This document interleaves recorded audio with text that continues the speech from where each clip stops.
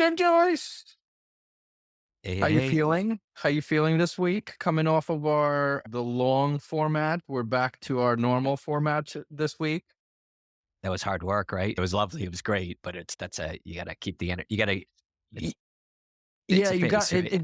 right? It definitely. So first of all, repeat Yeah, next month, once a yeah, month, love it. Love it. once a month, No, right? no, I Okay. mean, love it. You go deep, the conversations, it's cool. He's obviously a fascinating guy. You go through it, but these people that do these famous podcasters that do these 2 or 3 hour runs, like Yeah, that's I a know you it's a know, lot of work. They yeah, also make millions of dollars for the advertising. right, So right. I'll get there, Jim Yeah, Joyce. right. So before we go to our guest, though, I gotta ask, what's the background like? Where I know it's a fake background because I see, but tell Yeah, me, yeah, coming. You see the headset kind of coming in and out. Yeah, yeah, no. a little So in the bit, but it's background, not bad. yeah, so I was sitting in a kind of a fairly boring office setting. So I used AI on Zoom to generate. I said, give me a hotel room with a fancy coffee maker in the On a background and bed. in a picture. Yeah, no, they put it on the bed. I don't know why. In a picture of Barcelona in the background. And so Isn't that was it. That was it. I was just Googling. I lost a good 6 minutes of my life Googling backgrounds. Hey, listen, that works, and I like that it's not the stock one, but Yeah, yeah. anyway, we have an awesome guest who I had the pleasure and will reminisce where we actually met, to be honest. Welcome, Rachel. I was just saying that we must have met through our pharma days and randomly kept in touch and had a walk and talk probably a couple of months ago and just loved the trajectory. But I don't want to tell your story. So, first of all, Jim, welcome. Rachel, nice to meet you. And to Where you coming from? all of our, I was just gonna, Oop, yeah, go. go. I was saying to all of our millions of listeners and viewers, tell us who Rachel is. Take us through Sure, your life, through your journey. I will. When people ask me this, I always ask myself, okay, what's going to be interesting for you guys, your millions of listeners? So I could talk about where I was born and raised, and I certainly can. But I always like to talk about life starting with death. And I say this because what has informed me in all my life decisions is ask myself when I'm 102 on my deathbed, because I'm optimistic that way. I love I it. want to look back and say, I had a cool life. I did really cool things. I had really cool experiences. And so that kind of informs not only life decisions, but it gives context of where I grew up. And I say this as a punchline that oftentimes I have clients who want to take a risk of starting a company or doing something big or different in their life. And I always say, your biggest risk is not failing. Your biggest risk is being on your deathbed thinking, I had the contacts, I had the savings, I had the life experiences, and I didn't do it. Why didn't I do it? Right. So that's actually how a way to think about just life decisions. Anyway, so going back to where I grew up an hour away from San Francisco up north in Sonoma County. That's next in Napa County. Now there's grapes and lots of wine. Back then it was cows and farmland. And Okay. when I kid around and say I was such a bored kid that you have to be creative because it was my neighbors had cows and sheep. What about your family? We had a cat. Okay. Okay. All right. All right. Easier to take care of. And More of I a milk consumer versus a milk. Yeah. Produce it. not enough milk, I'm still short.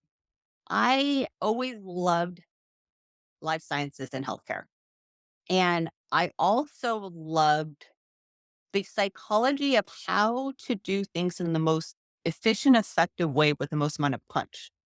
And one story was when I was, say, 10 years old or so. And we had to do basically a report in biology class at any organ of the body. So I picked the lungs.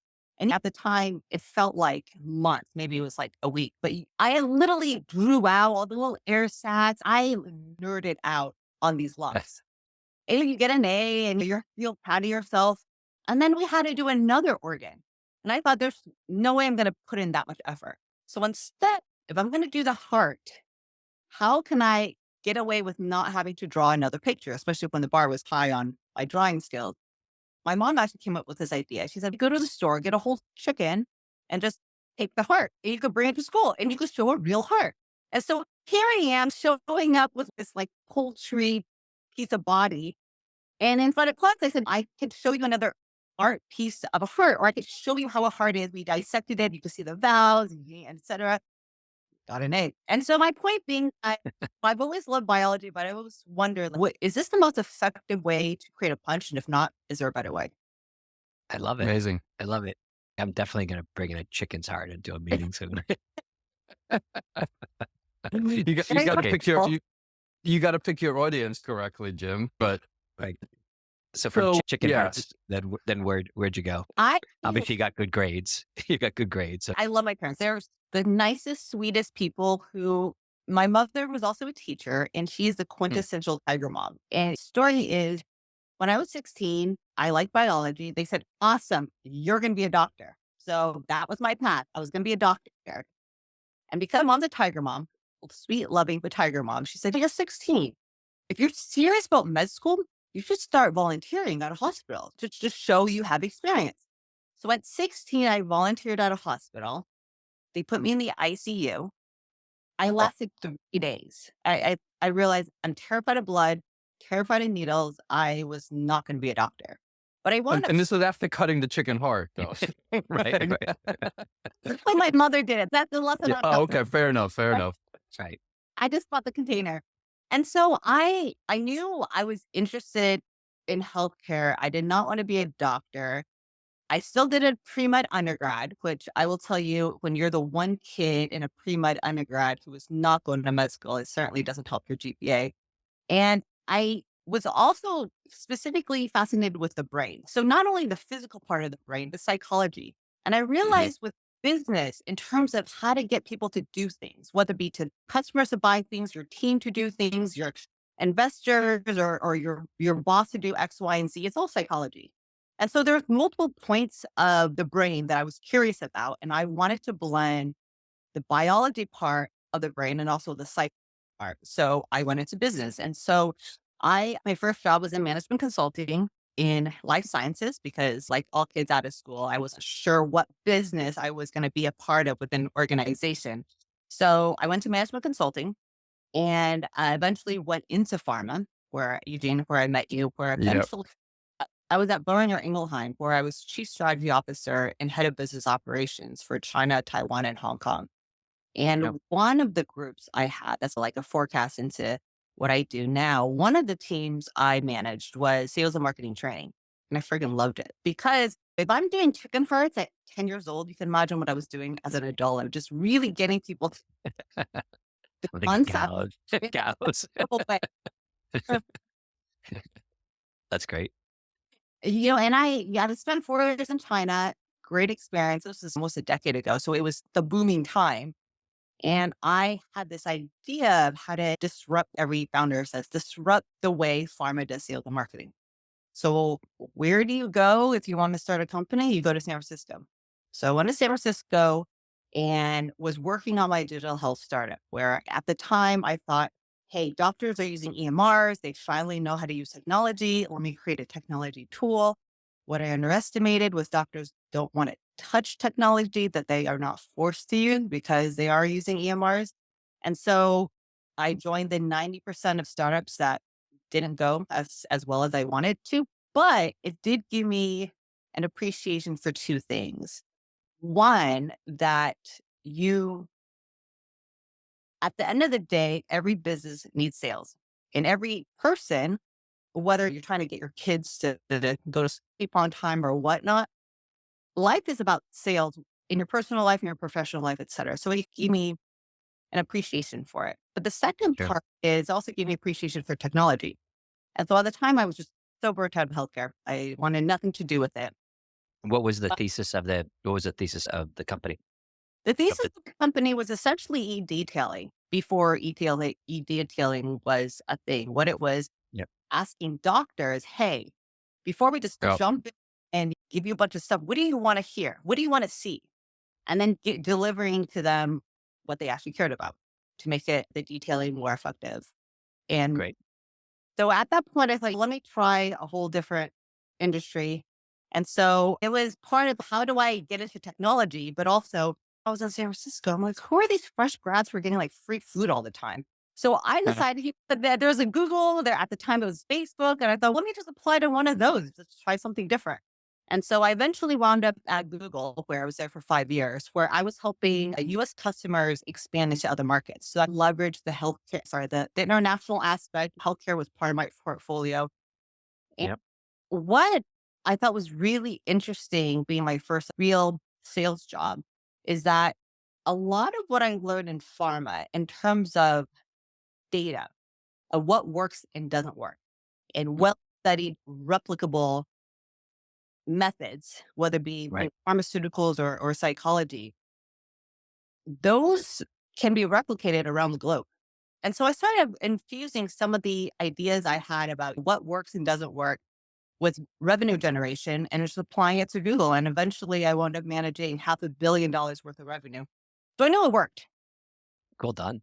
And Yeah. so you were launching like Google services in new markets? That was the kind of No, I was helping US customers better attract and get their customers in international markets using Google products.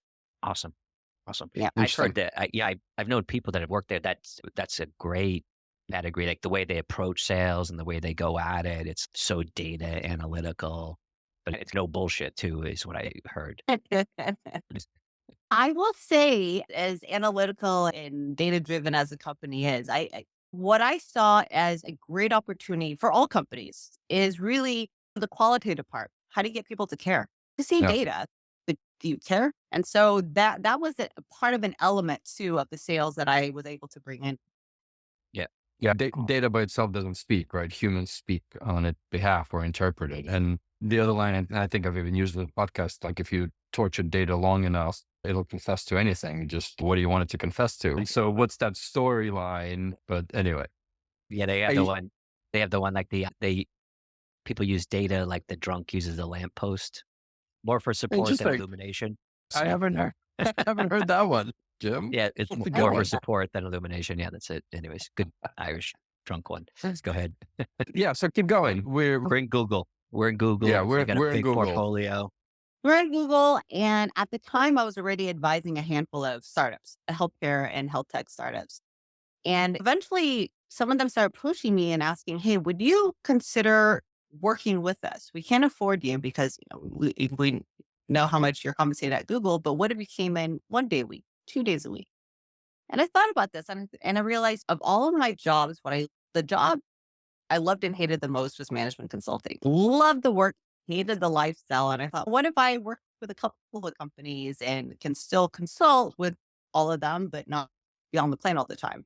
So I decided to become a fractional chief commercial officer. So I was doing that and working with a lot of different companies as an independent consultant. And I realized in terms of revenue generation, the biggest hurdle is people, but more importantly, it's ourselves.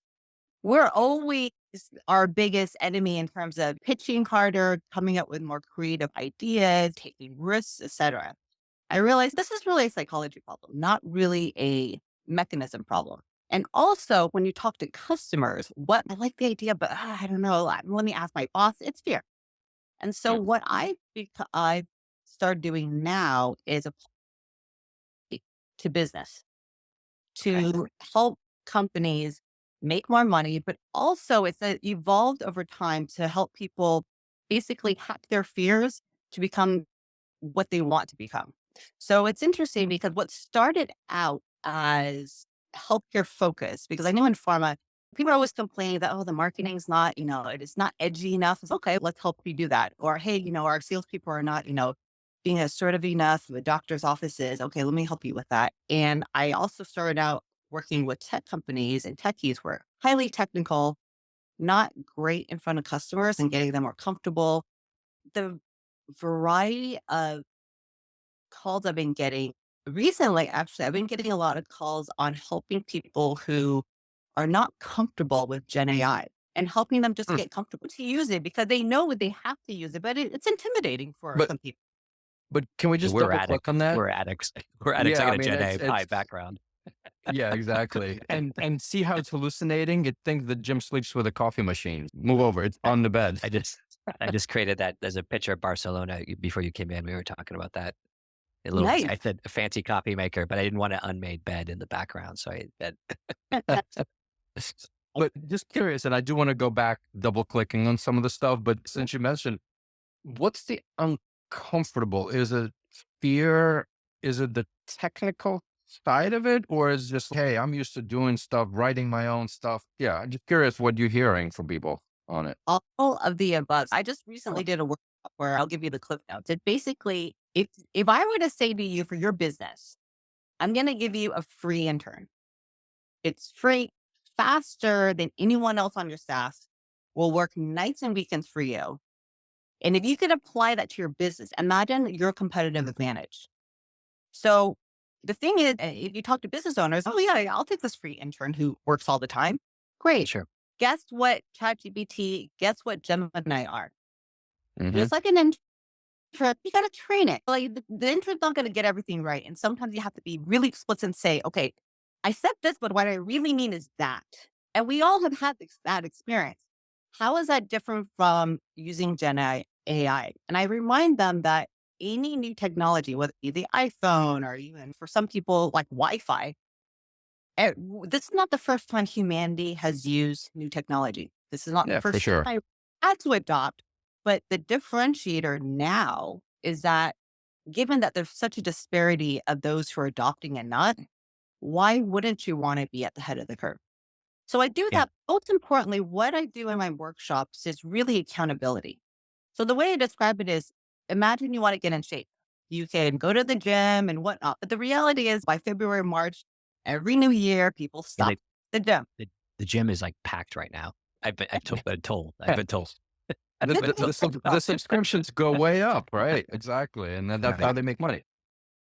Yes. But if you are serious about getting in shape, what do? You hire a personal trainer because the personal trainer will make sure you don't get hurt. But more importantly, they make sure you are on that treadmill Monday morning, 6 a.m.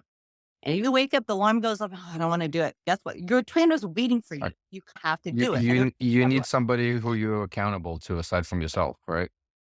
Right. Sometimes, not So all the so time. you're the personal trainer for these companies that you're acting as the chief commercial officer for. Yes. Now, I will tell you that for going back to the NAI, what I also do is I have, oh, I'm still there. You are.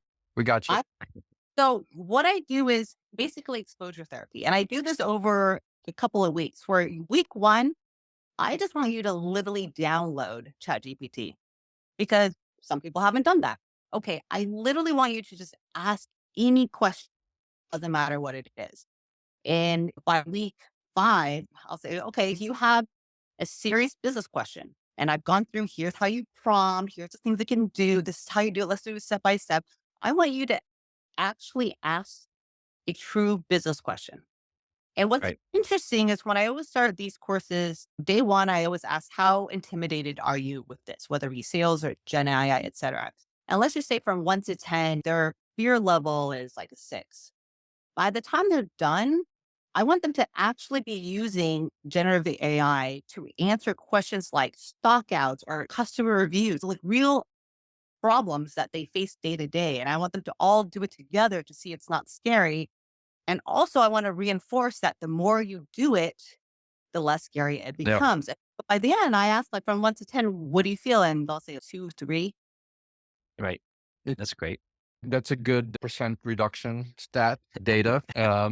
But this got me thinking, and I promise I do want to go back starting pharma and some other kind of double clicking a little Right. bit. But just thinking about this, and I was just talking about this with somebody at JPM, right? If you think about management consultants, right, the partners make X per hour, and then a lot of these interns, they're charging for them Y per hour. Now, Right. companies are not stupid either, right? That are paying management consulting. So I'd be so curious to see if their revenues, especially non-partner revenue, has decreased just because, It's so right? I mean, interesting, right? Yeah. it's It's like fascinating someone how said, it's changed. I heard on one of my podcasts, it's for people that are trying to really leverage them, like you were trying to do, Rachel. It's like they found 10,000 people living on an island that are geniuses willing to Mhm. work 24/7 for free. It's- But I know. even people development, like back to your interesting comparison on the intern, right? Because it's a human being that you want to help and develop them. And now it's maybe I'll just get this 24/7 intern. And so where's the people development part in our organizations happening? Right. Well, and do you have a focus on healthcare or on kind of commercial activation of these companies? Is that kind of how do we get this in that specific area or more as a broad tool? sure. So I'm going to answer them one by one. Jim, yours is shorter to answer. So I started out in healthcare. So the company is called Strategic Growth Factor because, as we know, there's a growth factor you strategically put in the business to help your business grow. Right. Uh, then I start having tech companies say, hey, we need help having these brilliant engineers who are not so comfortable with customers. They either need to speak more confidently or become more customer centric. I started doing that. Now it's, if you think of the demographic who wants help on Gen AI, it broadens. It is now a free fall for anyone who knows what they want. They just need accountability and kind of a little bit of help of getting there. Like their Um, own tiger mom. You know? I'm on that. Love it. You, to answer your question on people, you know what's really interesting about Gen AI? If people want to future proof, AI proof their jobs or whatnot, people forget that in terms of content, it's super easy to get now. But even before Gen AI, you use the internet. Where I see as what's going to be a differentiator is the people skills. And that's Mhm. because For sure. even the way AI is being adopted right now, any organization, you have the early adopters, they use it for freaking everything. You have those where they're scared of it. They tell their bosses they use it, but maybe not so much. And there's already a differentiator. So how do you get into the psychology of how to get people to adopt it and how to make it, again, less scary? But then also, if you think of a management consultant, why would you hire a management consultant? So if you have somebody who gets you all sorts of free data or whatever, all sorts of data, you Sure. get content for free now.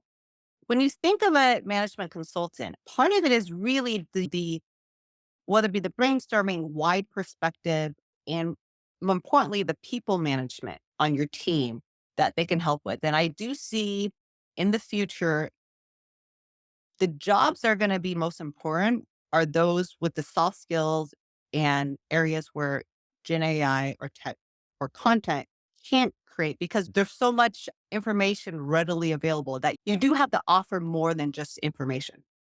Yeah. I'm curious It's the expertise.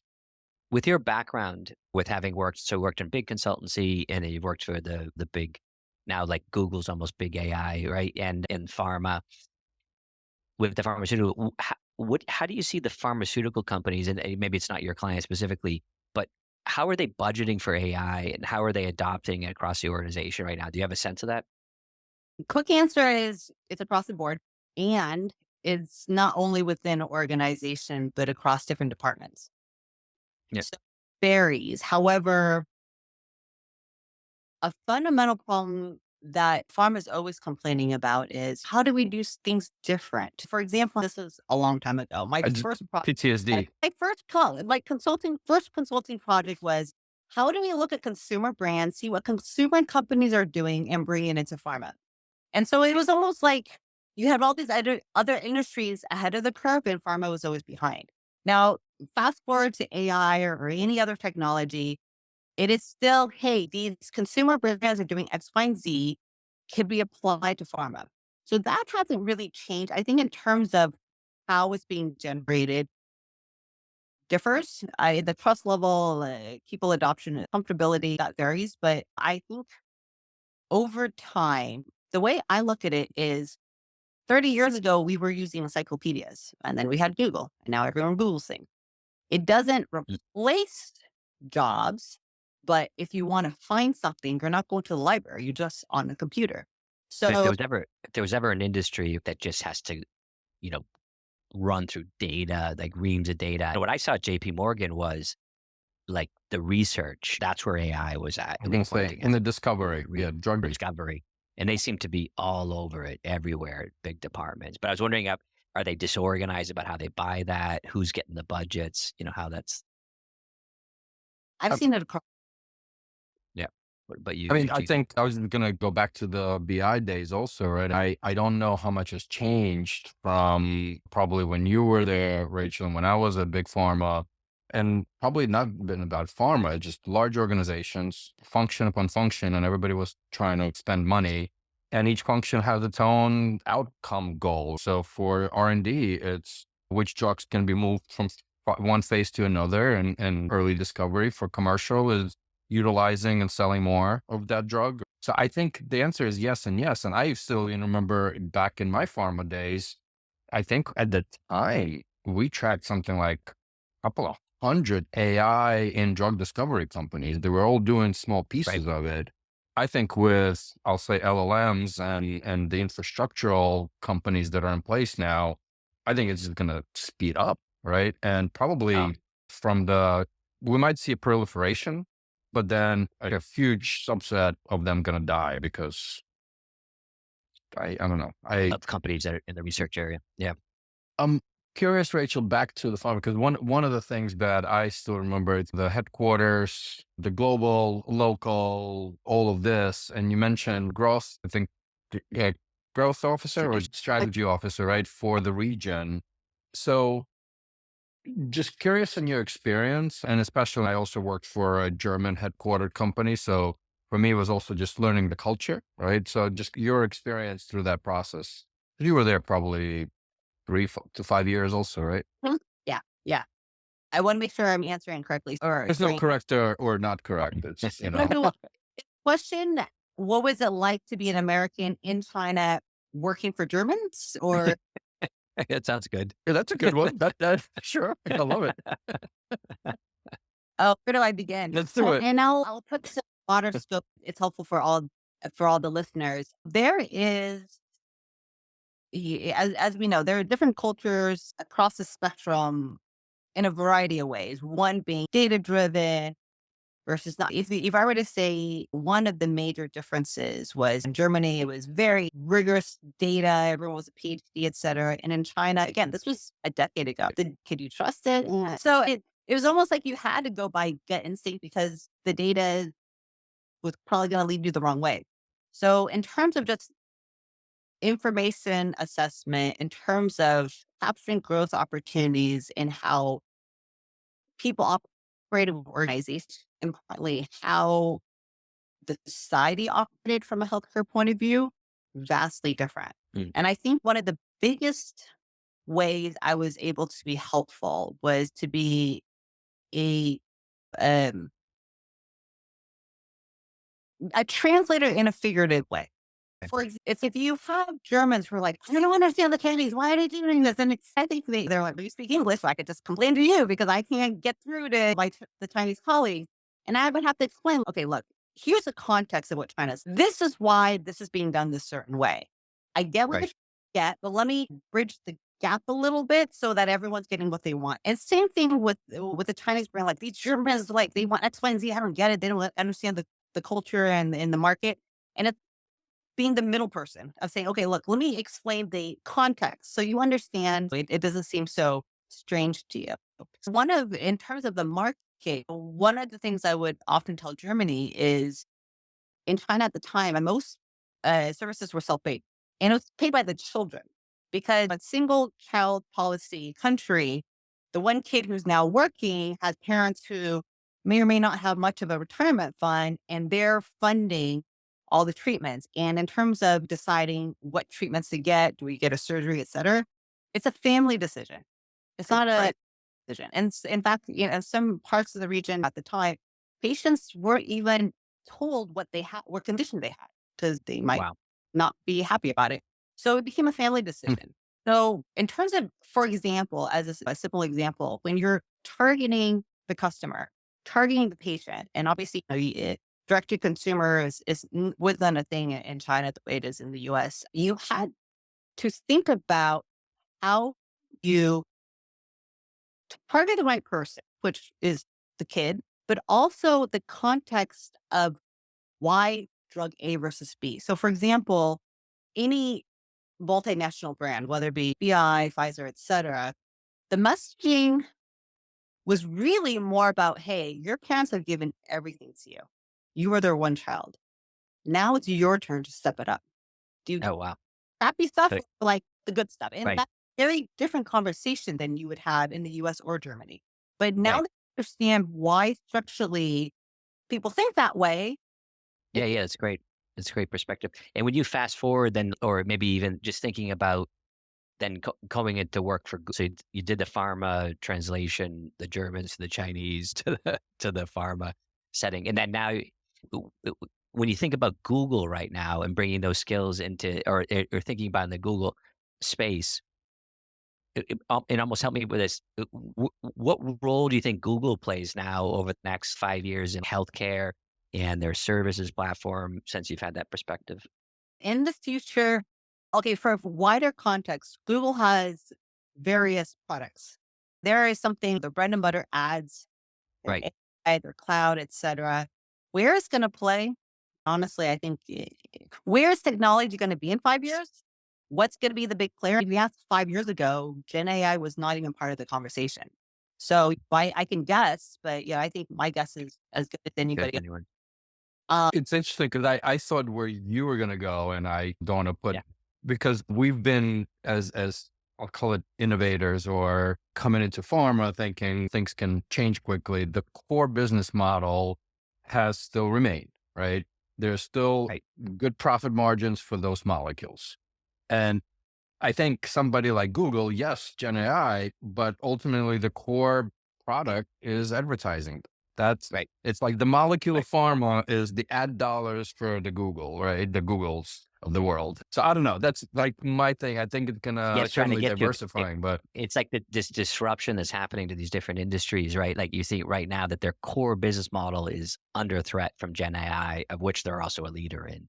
And like, how do they figure that out? I So just noticed cool. like Gemini is all over my Google Docs and everything else. Just was Yeah. boom turned Uh, on. And So do they have Notebook LL? Are they Notebook LLM as well?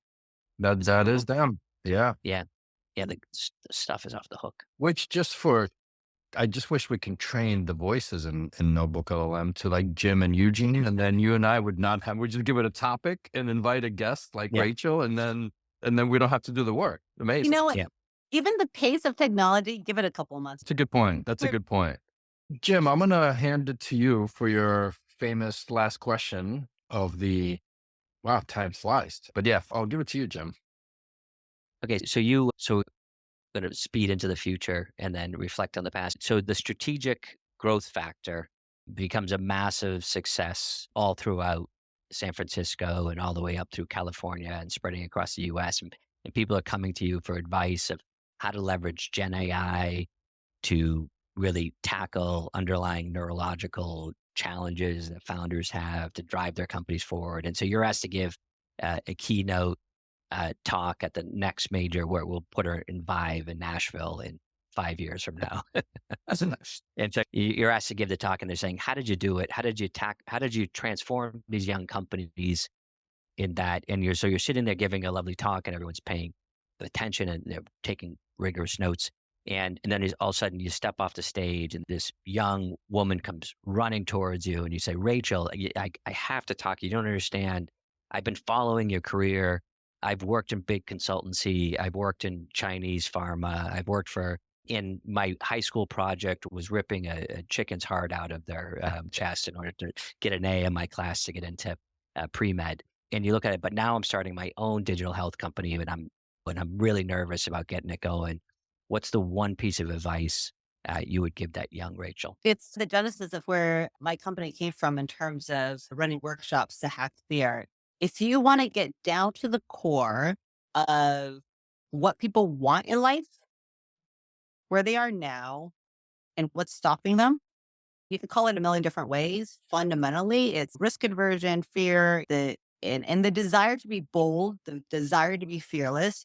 That's what's usually not stopping just individuals, but companies, because companies are made of people. If companies want to be less risk averse and more innovative or whatnot, bigger, bolder, it is fear. But what's beautiful about that is that we have 100% control of ourselves. I can't control you two, but I can control me. And so I think having accountability, whether it be for me or anyone, I always say if you don't, if it's not appropriate to work together, it doesn't matter. Find someone in your life who will just get on your butt and make you do what you want to do. You just might feel a little hesitant to do. And I say this because whether or not it's a fresh grad or anyone listening, we all kind we all have kind of curiosities. It may not be our life's mission or purpose, but for example, 2 summers ago, I decided to sign up for an acting school just for fun. I'm not an actress, but why not? Okay. Amazing. There are elements of that that I actually apply today. And I did improv and I still do improv and that applies today. I wrote a I book. can see it. I can see it. And I wrote a book for fun and I apply some of that into what I do now. And so it's like the Steve Jobs speech where he took a calligraphy class and then he studied computer science. And in hindsight, you see how they all connected. What Yes. I, what I would advise anyone is it all kind of pieces together. Just freaking do it. See if you like it. You could always turn around and say, that wasn't for me, but it could still help you later on in the path. So there's really Awesome. great. No, I love it. Be No bold. fear. Be bold. No fear. Yeah. Exactly. No fear. Love That it. was awesome. Rachel, thank you for joining us. And to all the listeners, hit subscribe. See you next week, most likely. Great. Thanks, Rachel.